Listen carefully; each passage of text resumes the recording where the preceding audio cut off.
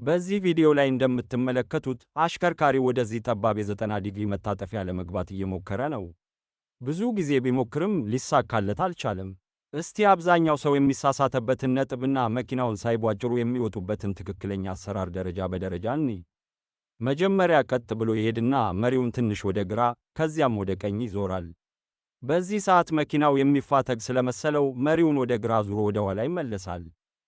በመቀጠል በድጋሚ ወደፊት ሄዶ መሪውን ወደ ቀኝ ጠምዝዞ ለመግባት ሲሞክር ግን ፊት ለፊት በቂ ቦታ ስለሌለው በድጋሚ ወደ ኋላ ይመለሳል።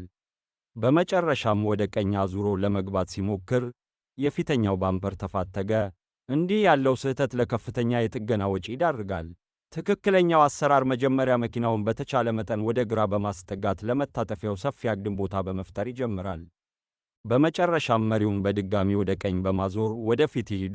አሁንም ቦታው ጥብቅ ያለ ከመሰለውት በድጋሚ መሪውን ወደ ግራ ዙሮ ወደ ኋላ በመመለስና መሪውን ወደ ቀኝ አቅንቶ በመንዳት መኪናውን ሳይቧጭሩ በሰላም መታጠፍ ይችላሉ።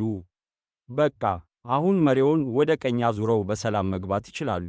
እነዚህም ብልሃቶች በመጠቀም መኪናውን ከቧጭራና ካላስፈላጊ ወጪ ይጠብቁ።